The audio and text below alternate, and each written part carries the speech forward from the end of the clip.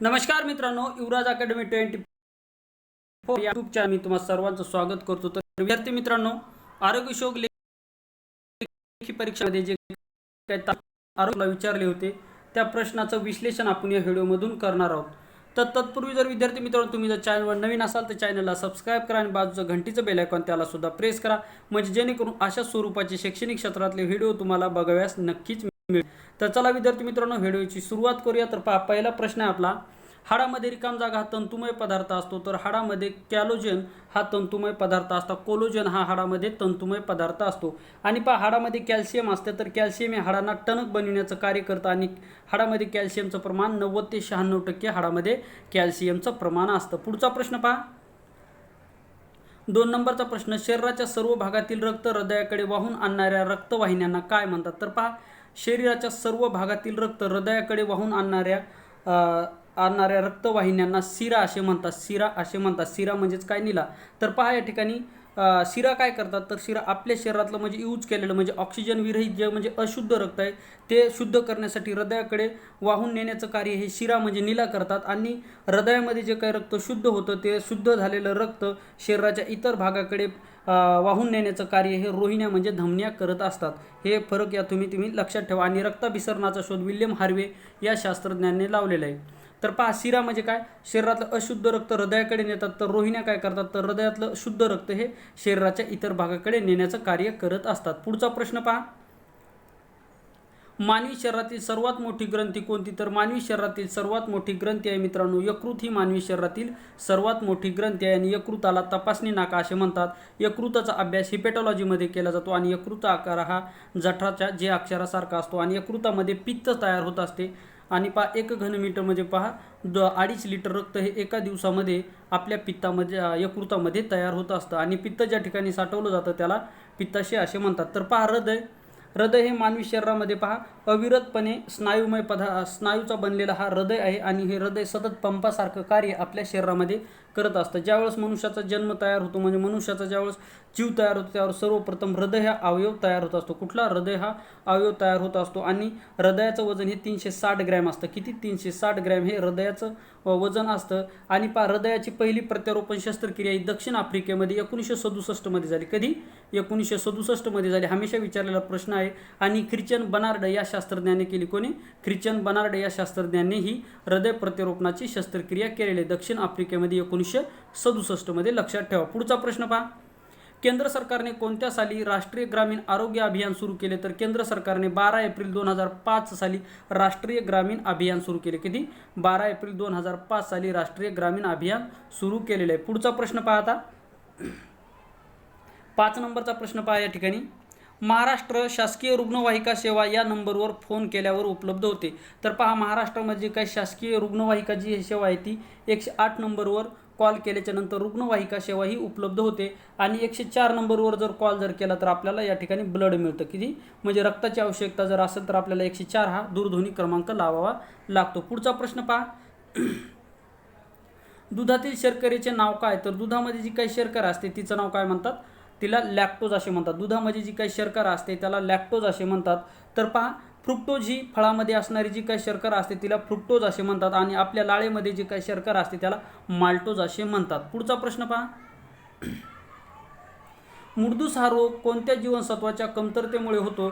तर मुर्दूस हा रोग ड जीवनसत्वाच्या अभावामुळे होतो, यालाच कॅल्सिफेरॉल असे सुद्धा म्हणतात। आणि ड जीवनसत्व आपल्या शरीरामध्ये निर्माण होणारे ड आणि क हे 2 जीवनसत्व आपल्या शरीरामध्ये निर्माण होतात। कवळ्या उन्हामध्ये हे ड आणि ड जीवनसत्व तयार होत असते। अ जीवनसत्वाच्या अभावामुळे रात आंधळेपणा हा रोग होतो।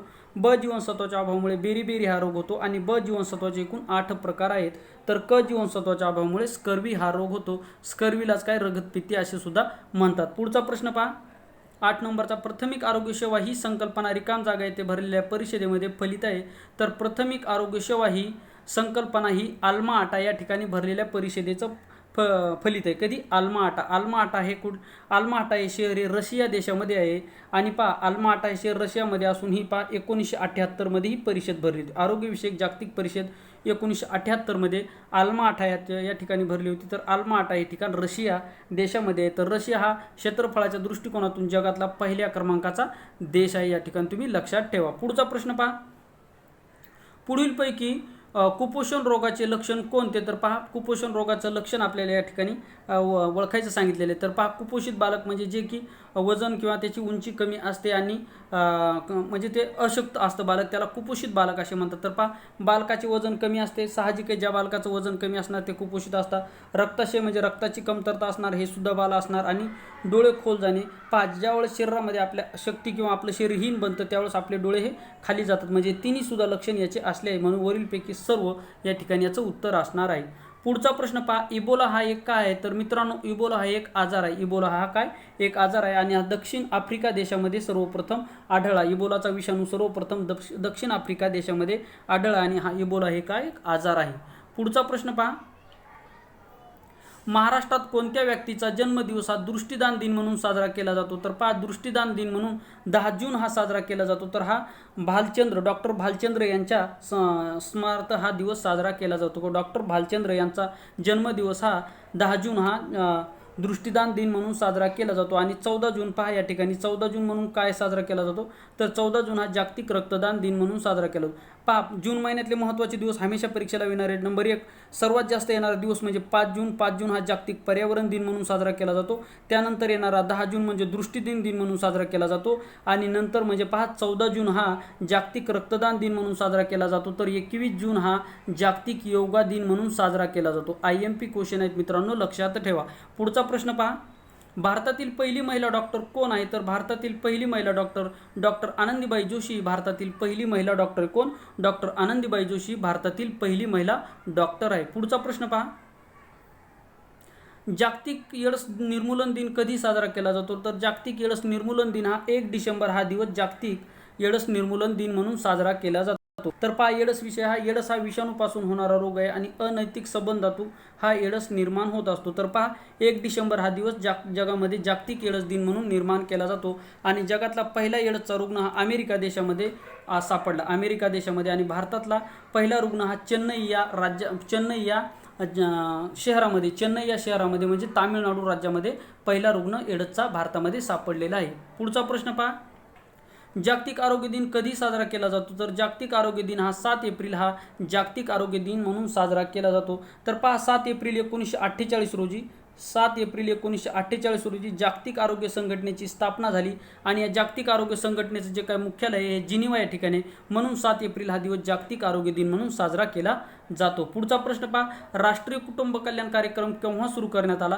तर राष्ट्रीय कुटुंब कल्याण कार्यक्रम मित्रांनो पहिल्या पंचवार्षिक योजनेमध्ये म्हणजे 1952 मध्ये सुरू करण्यात आला. पहा, राष्ट्रीय कुटुंब कल्याण कार्यक्रम कधी? 1952 मध्ये म्हणजे पहिल्या पंचवार्षिक योजनेमध्ये सुरू करण्यात आला. आणि पहा, कुटुंब नियोजन कार्यक्रम राबविणारा जगातला पहिला देश म्हणून भारताचा उल्लेख केला जातो. आणि 1952 म्हणजे पहिल्या पंचवार्षिक योजनेमध्ये कुटुंब नियोजन कार्यक्रम सुरू करणारा भारत हा जगातला पहिल्या क्रमांकाचा देश आहे.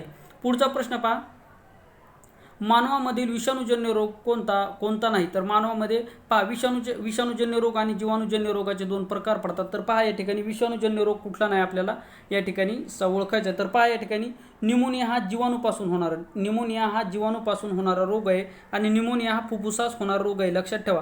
पहा, कांजण्या ह्या सुद्धा विषाणूपासून होतात. हागवण ही सुद्धा विषाणूपासून होते. आणि गलगंड हा रोग सुद्धा विषाणूपासून होतो. तर गलगंड हा आपल्या पहा थायरॉइड ग्रंथीला म्हणजे आपली जे काही गळ्यामध्ये जी काही ग्रंथी असती त्या ग्रंथीचा आकार कंठस्थ ग्रंथी म्हणतात. आणि ही वयाच्या 14व्या वर्षापर्यंत लहान होत जाणारी ग्रंथी आहे. पुढचा प्रश्न पहा, घटसर्प, क्षयरोग, कॉलरा हे आजार कसे आहेत? तर घटसर्प, क्षयरोग आणि कॉलरा हे आजार जीवाणूपासून होणारे रोग आहेत. जीवाणूपासून म्हणजे बॅक्टेरियापासून होणारे आजार आहेत. क्षयरोग म्हणजे TB, कॉलरा म्हणजे पहा हागवण. कॉलरा म्हणजे हागवण ही दूषित पाण्यामार्फत पसरणारा रोग आहे. कुठला? कॉलरा. तर घटसर्प पहा, घटसर्पावर तिरगुणी लस दिली जाते. आणि क्षयरोगावर ही BCG लस दिली जाते. आणि बाळ जन्मल्यानंतर लगेच ही क्षयरोगाची लस दिली जाते. आणि पहा, 24 मार्च हा दिवस जागतिक क्षयरोग दिन म्हणून साजरा केला जातो. पुढचा प्रश्न पहा, मानसिक असंतुलन हा रिकाम जागाचा परिणाम आहे? तर मानसिक असंतुलन हा ध्वनी प्रदूषणाचा परिणाम आहे. जर आपल्या ठिकाणी आजूबाजूला जर जास्ती आवाज होत असेल तर आपलं मानसिक संतुलन बिघडतं, त्याला ध्वनी प्रदूषणामुळे ते बिघडत असतं. पुढचा प्रश्न पहा, अतिनील किरणामुळे रिकाम जागा होते, तर अतिनील किरणामुळे मित्रांनो, अतिनील किरणामुळे त्वचेचा कर्करोग होतो. अतिनील किरणामुळे कुठला? त्वचेचा कर्करोग होतो. आणि अतिनील किरणे मित्रांनो हे सूर्यापासून येत असतात. सूर्यापासून जे काही किरणे येतात ते अतिनील किरणे असतात. तर पहा, जे काही सूर्यापासून किरणे येतात अतिनील किरणे, तर या अतिनील किरणाला अडविण्याचं कार्य ओझोन वायू करत असतो. हवेमधला ओझोन वायू करत असतो. आणि 16 सप्टेंबर हा दिवस जागतिक ओझोन दिन म्हणून साजरा केला जातो. तर पहा, या ठिकाणी अतिनील किरणामुळे आपल्याला त्वचेचा कर्करोग होतो, लक्षात ठेवा. पुढचा प्रश्न पहा, विद्युत आणि चुंबकत्व यातील संबंध रिकाम जागा या शास्त्रज्ञाने दाखवून दिले. तर विद्युत आणि चुंबकत्व यातील जे काही संबंध आहेत मित्रांनो, हॅन्स ओरस्टेड या शास्त्रज्ञांनी या ठिकाणी ते संबंध दाखवून दिलेले आहेत, लक्षात ठेवा. पुढचा प्रश्न पहा, 21 नंबरचा प्रश्न हा, प्रकाश जास्त असेल तर आंकुचन होते आणि कमी असेल तर रुंदावते. पहा, प्रकाश जास्त असेल तर आंकुचन होते आणि कमी असेल तर तो रुंदावते. तर हे असं काय? तर आपली डोळ्यातली जी काय बाहुली आहे ही बाहुली पहा या ठिकाणी अंकुचन आणि प्रसारण पावण्याचं कार्य करते. पहा, जर प्रकाश जर जास्त जर झाला तर ती अंकुचित होते आणि प्रकाश जर कमी जर झाला तर ती रुंदावते. आता पहा, आपल्या डोळ्यावर पहा, ज्या ठिकाणी प्रकाश पडतो त्यावेळेस आपले डोळे पहा आपण बारीक करतो. पहा, तुम्ही एखाद्या डोळ्याचा पहा, बॅटरी डोळ्यावर दाबून पहा, आपण काय करतो, आपण डोळे छोटे करतो. पहा, ज्यावेळेस असे आपण डोळे आपले आपोआप छोटे होण्यासाठी सुरुवात होते, म्हणजे आपले डोळे आकर्षिले जातात. त्याला काय म्हणतात? अंकुचित. म्हणजे प्रकाश डोळ्यावर जर जास्ती पडला तर ते अंकुचित होतात आणि प्रकाश गेल्याच्या नंतर ते रुंद होतात. असे कुठले? ती बाहुली. म्हणजे आपल्या डोळ्यामध्ये प्रकाश किती प्रकारे जाऊ दे, प्रकाशासाठी संवेदनशील असलेली कुठली जर आपल्या डोळ्यातली असेल तर ती म्हणजे बाहुली आहे, लक्षात ठेवा. पुढचा प्रश्न पहा, आणि पहा, डोळे ज्यावेळेस आपलं नेत्रदान केलं जातं का, आपलं ज्यावेळेस नेत्रदान केलं जातं त्यावेळेस आपल्या डोळ्यातला पारपटल हा भाग दान केला जातो. आणि लक्षात ठेवा, वरीच आपण पाहिलेले 10 जून हा दृष्टीदान दिन म्हणून साजरा केला जातो. आणि मित्रांनो, एखादा व्यक्ती जर आत्महत्या जर केला असेल तर त्या व्यक्तीचे डोळे दान केले जात नाहीत, म्हणजे ते डोळे निरुपयोगी ताबडतोब होतात. त्यामुळे ज्या व्यक्तीने आत्महत्या केली त्या व्यक्तीचे डोळे कधी काढून घेतले जात नाहीत. पुढचा प्रश्न पहा, संतती रिकाम जागा ही गुणसूत्राची जोडी असल्यास संतती ही मुलगी होते. तर पहा, या ठिकाणी संतती म्हणजे काय? मूल. तर पहा, या ठिकाणी पहा, XX हे गुणसूत्र असेल तर मुलगी जन्माला येते. प्रश्न विचारायला पहा, संतती रिकाम जागा ही गुणसूत्राची जोडी असल्यास संतती मुलगी असते. तर पहा, या ठिकाणी पहा, आईकडून जे काही गुणसूत्र येतात ती XX असतात आणि वडिलाकडून येणारे गुणसूत्र X आणि Y असते. तर पहा, ज्यावेळेस आईकडून येणारं X गुणसूत्र आणि वडिलाकडून जर X गुणसूत्र जर आलं तर त्यावेळेस मुलगी जन्माला येते. आणि ज्यावेळेस वडिलाकडून X गुणसूत्र आणि आईकडून X गुणसूत्र, म्हणजे आईकडनं तर XX गुणसूत्र येतात, मात्र वडिलाकडनं X आणि Y, म्हणजे स्त्रीकडून स्त्री बीजच येते आणि पुरुषाकडून एक स्त्री बीज आणि एक पुरुष बीज येत असतं. तर ज्यावेळेस पहा, स्त्रीकडून X गुणसूत्रे आणि वडिलाकडून Y गुणसूत्र येतं त्यावेळेस पहा, यांचं ज्यावेळेस मिलन होतं त्यावेळेस मुलगा जन्माला येतो. त्यावेळेस काय होतो? मुलगा जन्माला येतो. प्रश्न काय विचारला आपल्याला? संततीत रिकाम जागा गुणसूत्राची जोडी असल्यास संतती मुलगी जन्मते. तर पहा, XX गुणसूत्र हे जर असेल तर मुलगी जन्मते आणि X आणि Y हे गुणसूत्राचं जर मिलन झालं तर त्या ठिकाणी मुलगा जन्माला येत असतो. पुढचा प्रश्न पहा, उत्क्रांतीवादाचा सिद्धांत कोणी मांडला? अत्यंत IMP क्वेश्चन आहे मित्रांनो. तर उत्क्रांतीवादाचा सिद्धांत हा डार्विन या शास्त्रज्ञाने उत्क्रांतीवादाचा सिद्धांत मांडला. कोणी? डार्विन या शास्त्रज्ञाने उत्क्रांतीवादाचा सिद्धांत मांडलेला आहे. आणि मेंडेल पहा, पहिलं ऑप्शन आहे मेंडेल. तर मित्रांनो, मेंडेल या शास्त्रज्ञाने आनुवंशिकतेचा सिद्धांत मांडला. मेंडेल या शास्त्रज्ञाने आनुवंशिकतेचा सिद्धांत मांडलेला आहे. आणि आनुवंशिकतेचे त्यांनी जे काय प्रयोग आहे वाटाण्याच्या झाडावर केले. कसल्या? वाटाण्याच्या झाडावर प्रयोग केले आणि एकूण त्याने 7 प्रयोग केलेले आहेत, लक्षात ठेवा. एकूण त्याने 7 प्रयोग केलेले आहेत. तर मेंडेलने आनुवंशिकता म्हणजे काय की आई वडिलाचे जे काही गुणसूत्रे असतात ते मुलामध्ये येतात, म्हणजे आनुवंशिकतेचा म्हणजे म्हणजे आजी आजोबाकडून पणजोबाकडून जे काही गुणसूत्रे येतात त्याला काय? आनुवंशिकता असे म्हणतात. तर आनुवंशिक सिद्धांत कोण मांडला? मेंडेल. आणि उत्क्रांतीवादाचा सिद्धांत कोण मांडला? तर डार्विन या शास्त्रज्ञाने उत्क्रांतीवादाचा सिद्धांत मांडलेला आहे. पुढचा प्रश्न पहा, गटातील वेगळा शब्द ओळखायचा आहे. तर पहा, ग्लुकोज, ॲमिनो आम्ले आणि स्निग्ध पदार्थ. तर या ठिकाणी पहा, प्रोटीन्स हे वेगळे आहेत. पहा, प्रोटीन्स हे वेगळे आहेत. या ठिकाणी पहा, ग्लुकोज हे शक्तिवर्धक आहे, ॲमिनो आम्ले हे सुद्धा आहे आणि स्निग्ध पदार्थ हे सुद्धा आहे. मात्र प्रोटीन हे काय आपल्याला फक्त उत्साह निर्माण करून देतं, म्हणजे प्रोटीन्स या ठिकाणी याचं उत्तर असणार आहे. पुढे पहा, पाण्याचे pH मूल्य किती असते? तर पाण्याचे pH मूल्य पहा 7 असते. पाण्याचे pH मूल्य किती असते? 7 असते. ऑप्शन नंबर 3 असणार या प्रश्नाचं उत्तर. IMP क्वेश्चन आहे. पाण्याचे pH मूल्य मित्रांनो हमेशा लक्षात ठेवा 7 असते, म्हणजे पाणी हे काय? उदासीन असलेलं द्रव्य आहे. पुढचा प्रश्न पहा, आणि आपल्याला जर विचारलं आपल्या रक्ताचा pH किती असतो, तर आपल्या रक्ताचा pH असतो मित्रांनो 7.4 हा रक्ताचा pH आहे. किती? 7.4 हा रक्ताचा pH आहे. आणि आपल्या लाळेचा pH जर विचारला तर 6.4 हा आपल्या लाळेचा pH आहे. पुढचा प्रश्न पहा, मानवी मेंदूचा अभ्यास कोणत्या शास्त्रात केला जातो? तर मित्रांनो, मानवी मेंदूचा अभ्यास ज्यामध्ये केला जातो त्या शास्त्राला न्यूरोलॉजी असे म्हणतात. त्याला काय म्हणतात? न्यूरोलॉजी असे म्हणतात. म्हणजे ऑप्शन नंबर 1 असणार या प्रश्नाचं उत्तर. आणि मानसशास्त्रामध्ये कशाचा अभ्यास केला जातो? तर मानसशास्त्रामध्ये मानवाच्या मनाचा अभ्यास मानसशास्त्रामध्ये केला जातो. आणि यूरोलॉजीमध्ये जी काय आपली मूत्रसंस्था असते त्याचा अभ्यास हा यूरोलॉजीमध्ये केला जातो. पुढचा प्रश्न पहा, पेसमेकर हे रिकाम जागा त्रास झालेल्या रुग्णासाठी वापरतात. तर पेसमेकर हे ज्या व्यक्तीला हृदयाचा त्रास आहे त्या व्यक्तीला पेसमेकर हे उपकरण वापरतात. कुठलं? पेसमेकर हे उपकरण हृदयाचा दोष असलेल्या व्यक्तीला वापरलं जातं. पुढचा प्रश्न पहा, आता या ठिकाणी 4 नंबरचा ऑप्शन आहे मूत्रपिंड. तर ज्यावेळेस मूत्रपिंडमध्ये बिघाड निर्माण होते त्यावेळेस आपल्याला डायलिसिसवर ठेवलं जातं. म्हणजे डायलिसिस ही प्रक्रिया कशी संबंधित आहे? तर डायलिसिस ही प्रक्रिया मूत्रपिंडाशी संबंधित आहे.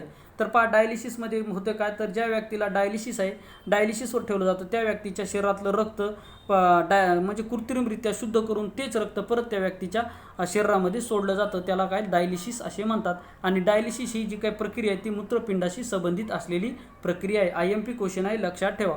पुढचा प्रश्न पहा, 28 नंबरचा प्रश्न, देवी या रोगावर कोणत्या शास्त्रज्ञांनी लस शोधून काढली? तर मित्रांनो, देवी या रोगावर एडवर्थ जन्नर या शास्त्रज्ञांनी लस शोधून काढली. कुठले? एडवर्थ जन्नर या शास्त्रज्ञांनी देवी या रोगावर लस शोध काढली. आणि पहा, देवी हा रोग विषाणूपासून होता. तर लुईक पाश्चर यांनी रेबीज या रोगाच्या लशीचा शोध लावला आहे. आणि रेबीज हा कुत्रा चावल्यामुळे रेबीज हा रोग होत असतो. पुढचा प्रश्न पहा, त्वचा व त्वचेशी त्यांच्याशी संबंधित असलेला रोग कोणता? त्वचा व चेतापेशीशी संबंधित असलेला रोग कोणता? तर मित्रांनो, त्वचा आणि चेतापेशीशी संबंधित असलेला रोग म्हणजे कुष्ठरोग हा त्वचा आणि आपल्या चेतापेशीशी संबंधित असलेला रोग आहे. तर पहा, ज्यावेळेस व्यक्तीला कुष्ठरोग होतो, कुष्ठरोग प्राथमिक अवस्थेत असतो त्यावेळेस आपल्या शरीरावर पांढरे चट्टे येतात. आणि ते चट्टे पहा, आपण त्या चट्ट्यावर चिमटा जरी घेतला तरी आपल्याला कुठल्याही प्रकारची संवेदना होत नाही. म्हणजे आपली चेतनाची क्षमता आहे ती पूर्णपणे त्यामध्ये नष्ट होत असे. तर असा कुठला रोग आहे? तर तो कुष्ठरोग आहे. कुष्ठरोगालाच हॅन्सन डिसीज असे म्हणतात. आणि कुष्ठरोगाचा शोध हा 1873 मध्ये नॉर्वे या देशामध्ये डॉक्टर हॅन्सन या शास्त्रज्ञाने लावलेला आहे. म्हणून याला हॅन्सन डिसीज सुद्धा असे म्हणतात. आणि कुष्ठरोग हा अनुवंशिक नसलेला रोग आहे आणि औषधाने हा पूर्णपणे बरा होणारा रोग आहे. पुढचा प्रश्न पहा, मानवी शरीरातील सर्वात लहान हाड कोणते अवयवाशी संबंधित? पहा, मानवी शरीरातील सर्वात लहान हाड हे आपल्या कानाशी संबंधित आहे. त्याचं नाव टेप्स आहे. त्याचं नाव काय आहे? टेप्स. आपल्या कानामध्ये सर्वात लहान हाड कुठलं असेल तर हे टेप्स हे आपल्या कानातलं हाड हे सर्वात लहान आहे. आणि पहा, आपल्या मांडीमधलं हाड हे सर्वात मोठं आहे. त्याला फ्युमर अशी संज्ञा आहे, लक्षात ठेवा. पुढचा प्रश्न पहा, 31 नंबरचा, पिण्याचे पाणी शुद्धीकरणासाठी रिकाम जागा वापरण्यात येते. तर पिण्याचे पाणी शुद्धीकरणासाठी त्रुटी वापरली जाते. पहा, आपलं पाणी जर शुद्ध करायचं असेल तर त्यामध्ये त्रुटी वापरली जाते. म्हणजे ऑप्शन नंबर 1 असणाऱ्या प्रश्नाचं उत्तर. वास्तविक पाहता या ठिकाणी पहा, क्लोरीननं सुद्धा पाणी शुद्ध केलं जाते. परंतु पहा, या ठिकाणी त्रुटीचा वापर या ठिकाणी केला जातो. कारण की क्लोरीन हे काय असतं? हे पाण्यामध्येच असतं आणि याच्या अभावामुळे आपल्याला दंताक्षय होत असतो. पहा, म्हणजे ऑप्शन नंबर 3 असणार या प्रश्नाचं उत्तर. म्हणजे पाणी शुद्ध करण्यासाठी त्रुटी वापरली जाते. काय? त्रुटी वापरली जाते. पुढचा प्रश्न पहा, कोणत्या शास्त्रज्ञाने आनुवंशिकतेचे मूलतत्व शोधून काढले? तर पहा, मेंडेल या शास्त्रज्ञाने आनुवंशिकतेचे तत्व शोधून काढलेले आणि त्याने वाटाण्याच्या झाडावर प्रयोग केलेले. वरच्या प्रश्नामध्ये मी तुम्हाला सांगितलेलं आहे. पुढचा प्रश्न पहा, 33 नंबरचा. मित्रांनो, व्हिडिओ आवडत असेल तर व्हिडिओला लाईक, शेअर आणि चॅनलवर नवीन असाल तर चॅनलला सबस्क्राईब करा आणि एक कमेंट करायला मात्र विसरू नका. तर पहा, 33 नंबरचा प्रश्न, शरीराचा तोल सांभाळण्याचे काम कोण करते? तर शरीराचा तोल सांभाळण्याचे काम मित्रांनो लहान मेंदू करत असतो. कोण करत असतो? आपल्या शरीराचा जो काय तोल आहे तो सांभाळण्याचं कार्य लहान मेंदू करत असतो. लहान मेंदूलाच अनुमस्तिष्क सुद्धा म्हणतात. हा सुद्धा तुम्ही त्याचा पर्यायी शब्द आहे. लहान मेंदूलाच अनुमस्तिष्क सुद्धा म्हणतात. म्हणजे ऑप्शन नंबर 3 असणार या प्रश्नाचं उत्तर. पुढचा प्रश्न पहा, हॉस्पिटल प्रमुखाला काय म्हणतात? जो काय हॉस्पिटल प्रमुख असतो त्याला डीन असे म्हणतात. त्याला काय म्हणतात?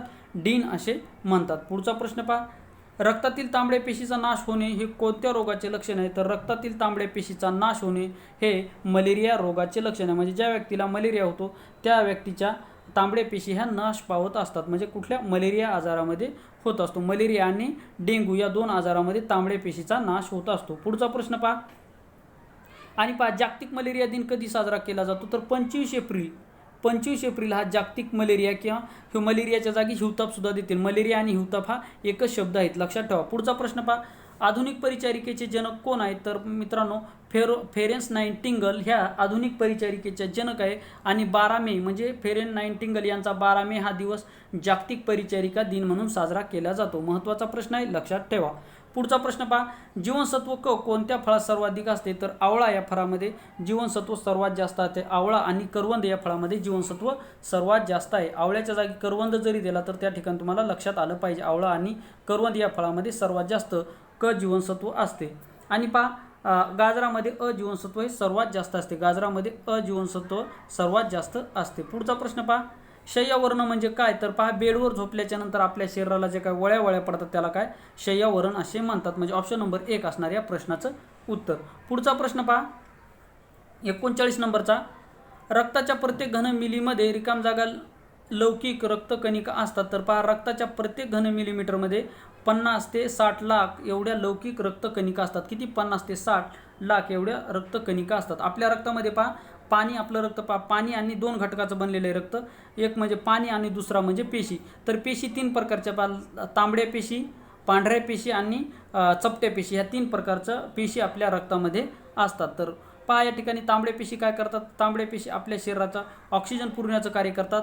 तर पांढऱ्या पेशी आपल्या शरीराचे सैनिक म्हणून कार्य करतात. म्हणजे आपल्याला जर कुठला आजार झाला असेल तर त्या आजारावर जे आपल्या शरीरामध्ये विषाणू जीवाणू गेल्याच्या नंतर त्यावर प्रतिकार करण्याचं कार्य हे पांढऱ्या पेशी करतात. म्हणून पांढऱ्या पेशीला आपल्या शरीराचे सैनिक असे म्हणतात. आणि प्लेटलेटचं महत्त्वाचं कार्य काय? तर आपल्या शरीराला जर कुठे जखम झाली असेल तर ती जखम लवकरात लवकर भरून काढणे किंवा त्या जखमामधून जो काही रक्तस्राव होतो तो रक्तस्राव बंद करण्याचं कार्य ह्या रक्तपिटिका करत असतात. आणि रक्तपिटिकाचा नाश हा डेंग्यू या आजारामध्ये होत असतो. तर पहा पुढचा प्रश्न पहा, प्रौढ मानवाच्या मेंदूचे वजन सुमारे रिकाम जागा ग्रॅम असते. तर प्रौढ मानवाच्या मेंदूचे वजन मित्रांनो 1300 ते 1400 ग्रॅम असते. किती? 1300 ते 1400 ग्रॅम हे प्रौढ माणसाच्या मेंदूचं वजन असतं. तर अशा प्रकारे मित्रांनो बुलढाणा जिल्हा परिषदेमध्ये आरोग्य सेवक या पदासाठी जे काही 40 तांत्रिक प्रश्न विचारले होते ते या व्हिडिओमधून आपण पाहिलेले आहेत. मित्रांनो व्हिडिओ आवडल्यास व्हिडिओला लाईक, शेअर आणि चॅनलवर नवीन असाल तर चॅनलला सबस्क्राईब करा. अशा स्वरूपाचे नवीन व्हिडिओ मी या चॅनलवर घेऊन येत असतो. या ठिकाणी आपण थांबूया. व्हिडिओ पूर्ण पाहिल्याबद्दल थँक्यू, धन्यवाद.